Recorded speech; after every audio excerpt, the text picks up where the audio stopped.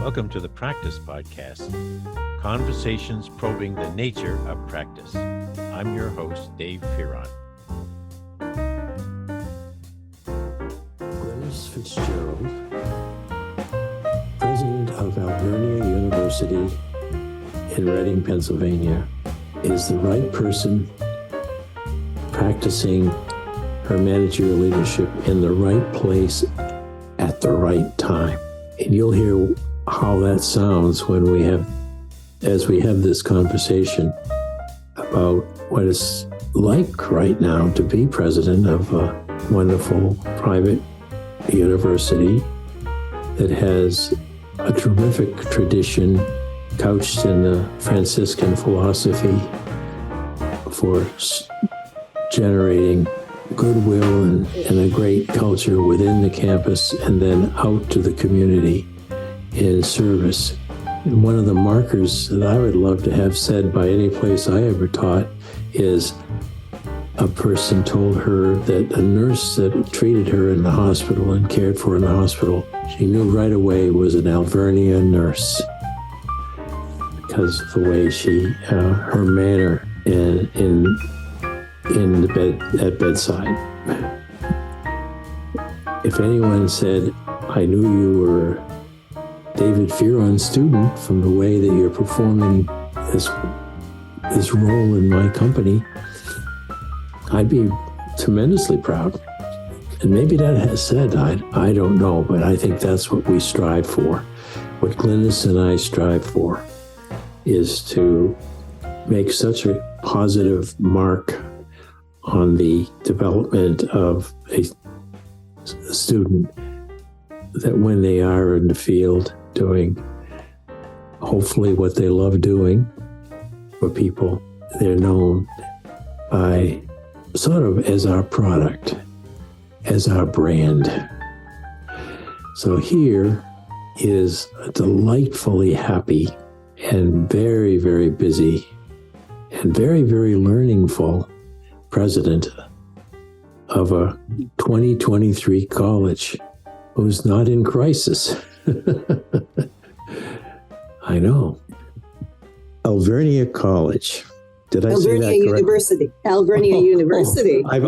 Wait a minute. When did you become a university? In the last 5 minutes? No, 2008. No, I'm drawing back to my history with Glynis Fitzgerald, the president of Alvernia University, because it was Alvernia College when I went there with a team of folks from a very special hospital here in Connecticut to study with their faculty and others how they organized the learning for their students in such a unique way. Now, that was 98, 99, Glynis.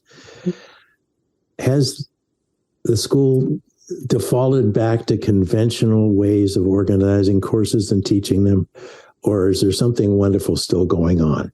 Yeah, it's a wonderful, wonderful place. And I'll tell a little story of when I first interviewed here, and I went back and told my son, who was then 14, and I kept saying about Alvernia. He said, you say it like it's a fairyland, like it's a magical place. And I said, well, quite frankly, it really is. It's a place where we are grounded in the Franciscan traditions. And so that grounding influences everything we do from the moment the student wakes up until the moment the student is an alum, successful individual. We really look at that opportunity to have very skilled students in their technical fields who are married to a very truly compassionate approach to whatever work that they do. And it's when I'm most proud as a president, when someone says to me, I know an Alvernia nurse when I see one. And they don't have to have an Alvernia jacket on or anything else. But when they approach my bedside, I know that they were trained at Alvernia because they're exceptionally well skilled, but because they sit and they have compassion and they slow down and make sure that they're communicating effectively and with that warmth that you hope can infuse into any work life. That's astounding. I believe it, and I envy it. And I would love to have any school of any level produce such character development along with the skills that someone could say, oh, you went to our former school, Central Connecticut State. I can tell. In the classroom, I'm teacher. I can tell. Or your work in our marketing strategy comes from the communications faculty of Central. I can tell. And even that the way people conduct business, hopefully ethically and with imagination and drive, is a sign of the business school that I taught in there at Central. But there's the grounding in the Franciscan, not just of tradition, but their way of viewing human nature in nature. That's right. I felt when I was there in the late 90s. It wasn't just the symbolism of the crosses and the fact that some of the people teaching were in an order. It was more than that for sure. And you know what? I saw it when I sat down and had coffee in the cafeteria with some students. I just like, what? What's going on here? These kids are so happy. And you're right. Your son was right. In that sense, it was a fairyland. But what do you think then brings out the best of people in the way your culture works there at Alvernia? Yeah, we approach everyone with love and care and sense of curiosity. So over the last 4 years, we've grown our international student population from 4 students to this year we have over 100 students from 18 different countries. And all of those students are coming and we're saying, tell us about your culture. We want to understand. We had Saudi National Day here last Sunday. The students came from both Alvernia as well as Cedar Crest and St. Joseph's University, all came together to celebrate Saudi National Day. That doesn't happen at other Catholic colleges, right? No. We wanted to embrace our Muslim family and say, teach us, help us learn, so that we can all be curious together. And then you'll see that, as you mentioned, in the cafeteria. It's not all the students from Peru sit here and all the students they're intermingled. They ask to live together in the dorm. So there's, a Saudi student sleeping next door to a Catholic student. And it makes for such an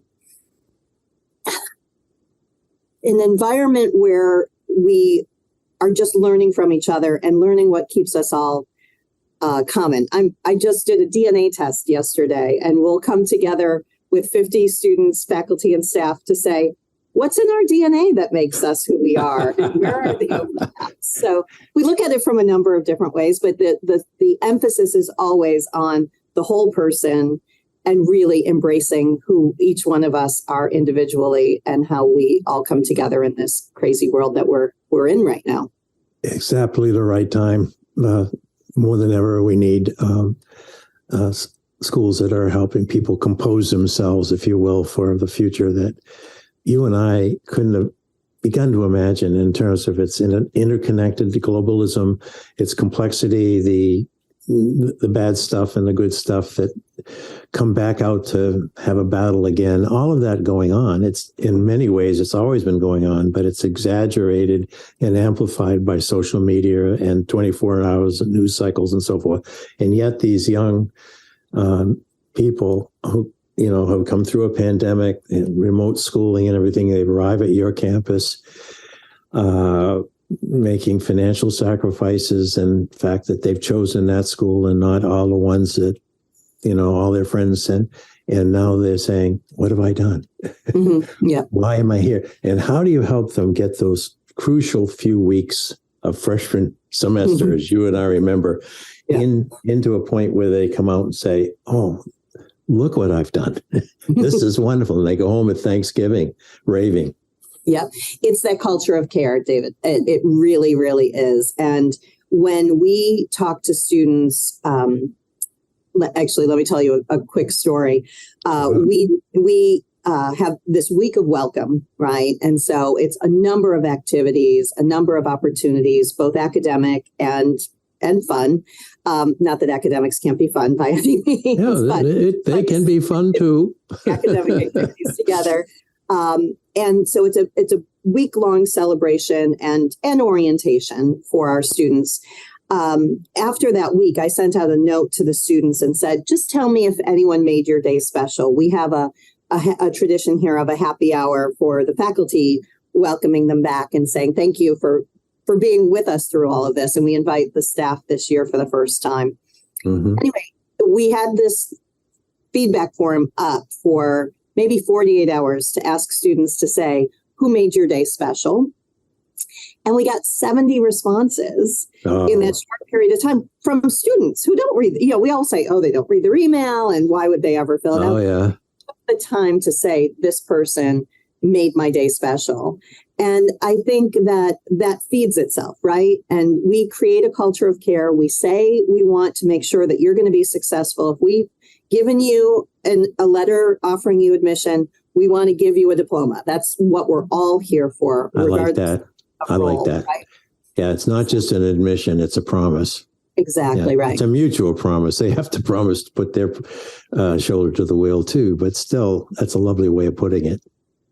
And we've also added a number of elements, knowing that our students are having sacrifices in terms of finances, knowing that a $200 car payment can make or break their ability to continue school. Right. So we have people across campus who have the ability to say, just talk to me, tell me what's going on, really.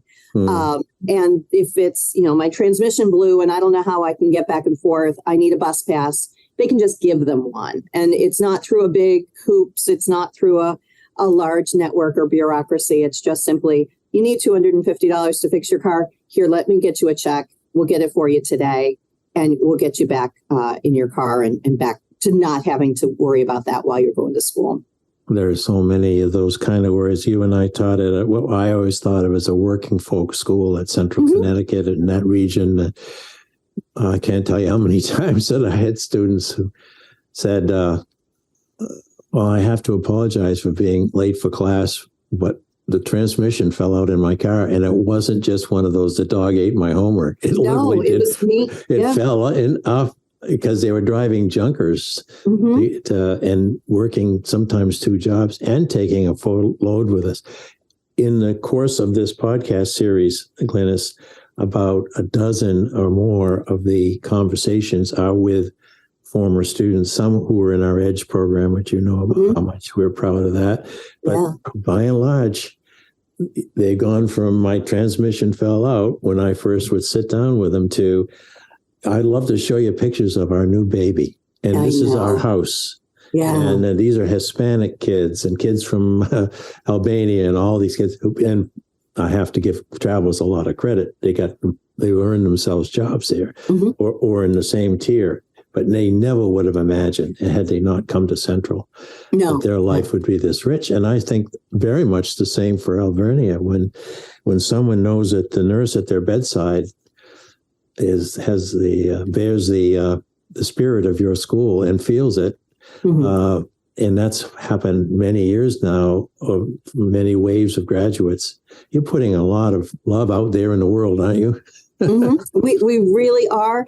And I think that we need to really look at that in today's world, there's so much criticism of higher ed and the cost is too high and all of that.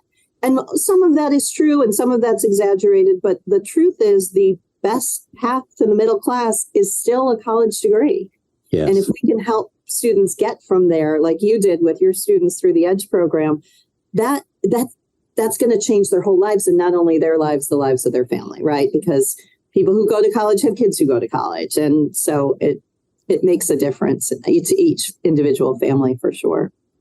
When did you know, I'm sounding like one of those interviewers now with it. When did you know, Glynis Fitzgerald, that there was a president hiding in your being, waiting for the right place at the right time to be the kind of president, exactly the kind of president a school like yours needs? Thanks, Doc. When did I know that? As a first-gen college student myself, I think I continually waited for someone to tell me I was ready. And so at Central, I had a provost who said, maybe you should go to the Becoming a Provost program, right? And then as a provost, my president said, you should be going to this Discerning the Presidency workshop. So I don't know when I personally felt it. I kind of waited for someone to tell me. And I think that's why it's so important for us to reach to people and say, you've got potential, because sometimes you need that nudge to say, this is possible for you. Yeah, I can get it. I mean, it's really hard to imagine, particularly when you start out like you did as first gen, really hard to imagine that you are going to have that level of responsibility and visibility in the world. And so, but you got some sampling of it through the various levels, and you were a provost. Now, when you went to Alvernia, were you there as a provost? That's right. I went as provost. Okay. That's my recollection. I remember going to your farewell gathering. I think we were in sort of a classroom over in Barrows Hall, I think. And you have a great memory. I can remember we had our typical tray of cheese squares. You remember those with some apricots sprinkled in, and some pastries that looked like they had pretty much given up on life, but they were in a tray. But it was genuine. The people who really loved who you were to us came to that moment, and I believe that was when you said you're moving on to be a provost. That's right, in a different location. Yeah. That's right. And it was so meaningful for me that you came, especially you, Doc, because you've been there since I was that, bright-eyed, ink still wet PhD. That's right. And helped me through some of those days that you think you can never do in higher ed. So it was especially meaningful that you came back for that day for me. Thank you. When did the call to you as provost come to say, would you be willing to become our president? Because there's my recollection that the tradition there was that it would be a person in the order or not a civilian, in other words. That's right. Yes. Did you have to give up your family and become a nun? No, I didn't do that. No, I am the first lay female president, but there had been two male presidents prior. So they had shifted since the time that you were here from religious to lay presidents. So I'm the first female president 30 years, but there have been female presidents before and lay presidents before. But this was very unusual and quite challenging, I have to say. I was on the road to go be a president at another college. I had actually accepted the presidency at another college when the board chair called to say, was there a possibility that I could back out of that and stay with Alvernia? The president had been in a 7-year contract, but felt that he had really accomplished everything he had hoped to do and was going to be leaving the university.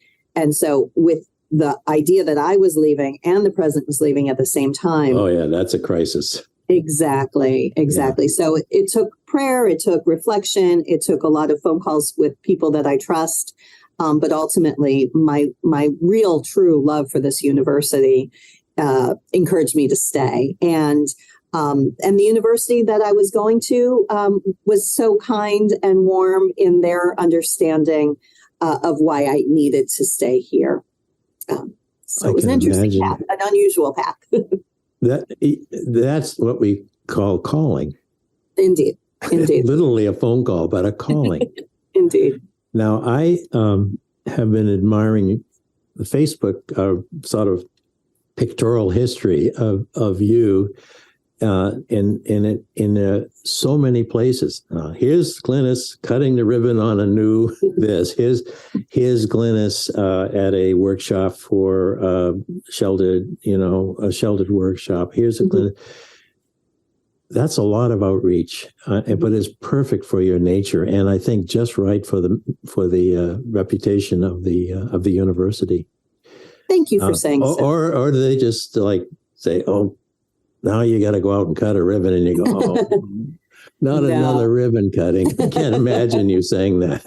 No, Well, what's the I'm so community proud. like? What is it like Oh. to be out there in that community? And what towns do you basically have the most visibility? So the history of Alvernia, as you know, has been so community engaged and so service to our community that every time I'm out representing Alvernia, there's this outpouring of warmth and respect, and in some places gratitude for what we've been able to accomplish together with our partner organizations. And so, yeah, I've been so, I was at a breakfast this morning. I'll be at a dinner tonight. Hopefully they didn't give you the tray of cheese. No, the food's gotten better, and a lot of it. But truly, we have such a wonderful community that is in our greater Berks County area. Our sphere of influence is broadening. We have now been recognized as a national university by U.S. News and World Report. And so that has added to our sphere of influence. Yeah, second year that we've been recognized as a national. So that makes a difference in our reputation. But really, we're here in Reading. We have a location in Pottsville, which is in Schuylkill County, about 45 minutes away. That's really dedicated to our adult learners, but we're looking at other ways that we can partner with business communities up there. In general, I just walk into any meeting and say, what can we do for you? And our university has that approach that we don't design programs that aren't needed in the community that we serve. And so if I go into a dinner and they're saying, geez, I wish we could get more engineers, then that's the next program I'm going to talk about with my faculty. So we're really looking for those ways that we can build the communities we're in. We're also in Philadelphia, and in Philadelphia, it's a very different model. Those are typically women working as aides in social services organizations who want to have a degree that will propel their family into a whole different sphere. And so their average age is in the 40s, and we help them move from a skilled level to a bachelor's degree. That's fantastic. I can almost picture the celebration that some of those women have when they earn that degree, and probably have 20 or more family members present for the moment. Because they know how tough it is to labor in those roles, because those are what we call high emotional labor. There's a tremendous cost to trying to be helpful to people in distress, and there's a lot of that to go around. So what a wonderful place to be. It's terrific. Yeah, commencement is a beautiful celebration here of the whole range of students that approach learning, right? From that typical student that you and I would have in class who, we had to tell to take the baseball hat off. Oh, yeah. Put down the phone. But everyone coming together at commencement is just a wonderful celebration of what education can provide, and the transformative experience that Alvernia provides that's so unique. Yeah, it is a sort of I've studied practice now since I retired, a lot more than I did when I was teaching organization behavior, but I relish the connection between theory and practice that we middle persons can make. We can, here's theory over here. There's plenty of it. But if you don't have a little taste for it or even a hunger for it, it's going to stay on the shelf.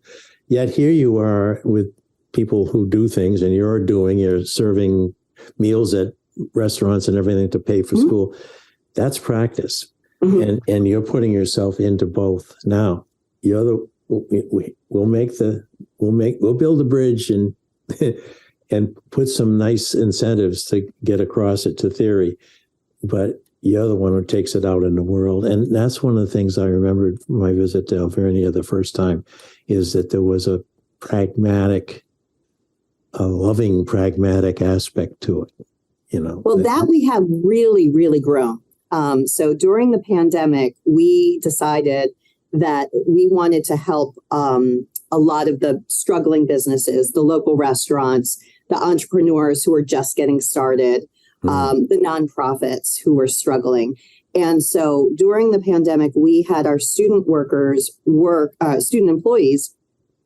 Let me say that differently. We hired our students to work online to support those businesses, whether it was a new business plan, whether it was some accounting work, or whether it was social media and marketing. So our students during the pandemic served over 100 different organizations with whatever the need they had to stay in business. And we've since expanded that. So now that was 18 students back in 2020. It's now 78 students, and we've served over 200 organizations in our region. And the students, you're right, get that real experience that they can take. Tremendous growth experience. Absolutely. And then they can, and then the businesses that we support are able to grow and to thrive in this uncertain world that we're in right now. So we're so proud of that. We've been able to expand it into cultural organizations as well. So it's really a privilege to be in a place where I know my students are getting that experience of taking that great theory that our faculty do such a wonderful job with, but really apply it. And they apply it from their freshman year. We're now recruiting students as what we call opaque fellows. And those students come in as freshmen to start to do that work, and then they grow over the 4 years with us. See, that puts confidence where it should be placed, which is in the first day of the first semester, to say, we're confident that even if we give you a very challenging, complex role, which is to help a small business, and you don't even know what a spreadsheet is yet, we're going to put you in that role, because as that business needs you, they're going to make things clear to you what they need, and you're going to be moved to want to learn that, even if you have to step out of the coursework and step over to a library or interview an accounting professor and say, can you help me? Because what they really need is blank, blank, blank. And I don't even know what that is.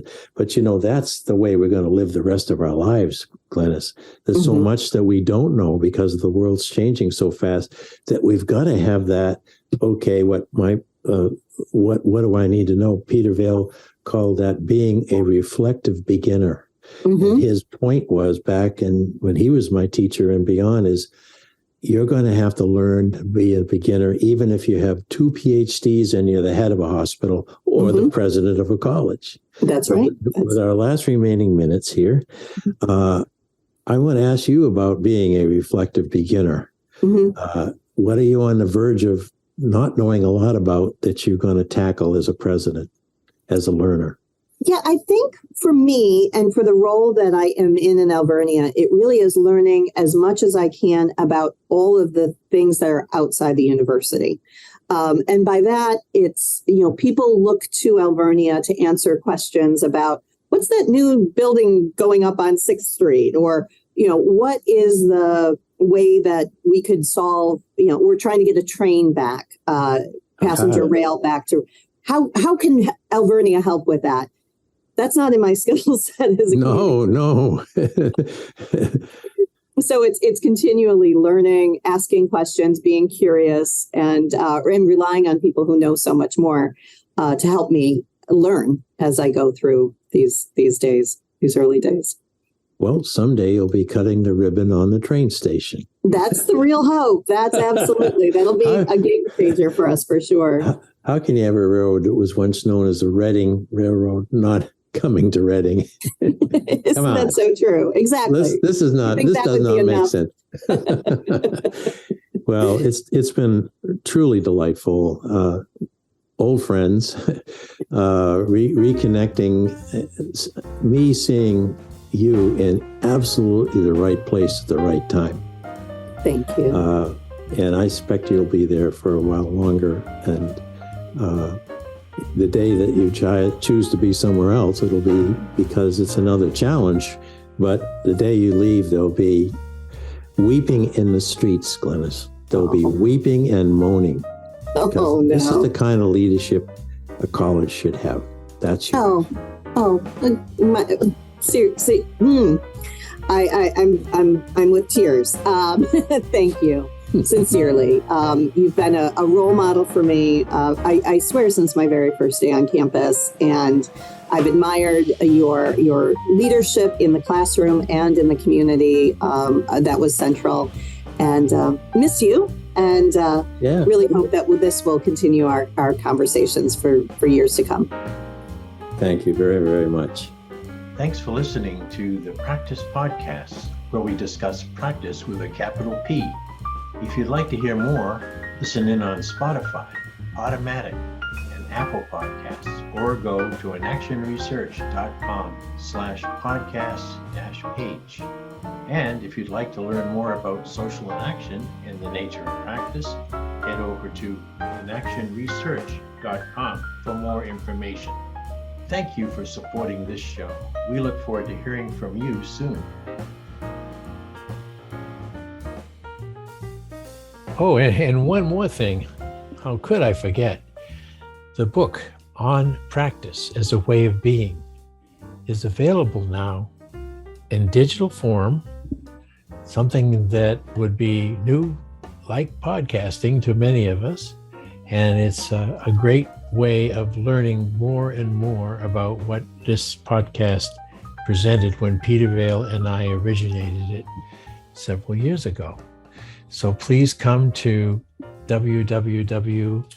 mylibrary.world/practice, and you'll see what I mean.